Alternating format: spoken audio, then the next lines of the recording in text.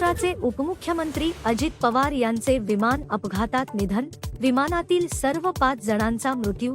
बारामती येथे दुसऱ्यांदा लँडिंगच्या प्रयत्नात विमान धावपट्टीवरून घसरले आणि त्यात आग लागली. महाराष्ट्राचे उपमुख्यमंत्री अजित पवार यांचे निधन झाले आहे. बुधवारी सकाळी 9:15 वाजता बारामती विमानतळावर लँडिंग करताना त्यांचे चार्टर्ड विमान कोसळले. ते 66 वर्षांचे होते. या अपघातात पवारांचे सुरक्षा रक्षक, 2 वैमानिक आणि एका महिला क्रू मेंबरसह 5 जणांचा मृत्यू झाला. महाराष्ट्र पंचायत निवडणुकीसाठी जाहीर सभेला संबोधित करण्यासाठी पवार बारामतीला जात होते. ते सकाळी 8:10 वाजता मुंबईहून निघाले.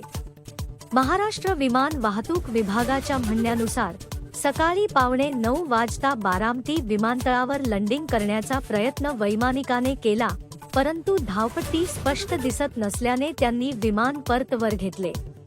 पहिला प्रयत्न अयशस्वी झाल्यानंतर बारामतीच्या धावपट्टी 11 वर लँडिंगचा दुसरा प्रयत्न करण्यात आला. या प्रयत्नादरम्यान विमान धावपट्टीवरून घसरले आणि अपघात झाला आणि त्यात आग लागली.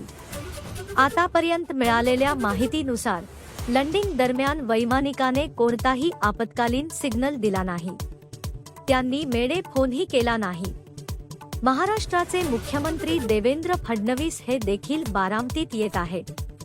त्यांनी आज शाळेला सुट्टी जाहीर केली आहे आणि 3 दिवसांचा राज्य दुखवटा जाहीर केला आहे. पवार यांचे अंत्यसंस्कार बारामतीमध्ये होण्याची शक्यता आहे. अजित यांचे काका शरद पवार बारामती रुग्णालयात पोहोचले आहेत, जिथे सर्व मृतदेह आणण्यात आले आहेत. दरम्यान एअरक्राफ्ट इन्व्हेस्टिगेशन ब्युरो ने अपघाताची चौकशी सुरू केली आहे. तपास यंत्रणेचे एक पथक दिल्लीतील विमान ऑपरेटर व्हेंचर्सच्या कार्यालयात पोहोचले आहे. दुसरी पथक बारामतीला रवाना झाले आहे. दरम्यान व्हेंचर्सने म्हटले आहे की पायलटला 16,000 तासांचा उड्डाणाचा अनुभव होता, तर सहवैमानिकाला 1,500 तासांचा अनुभव होता.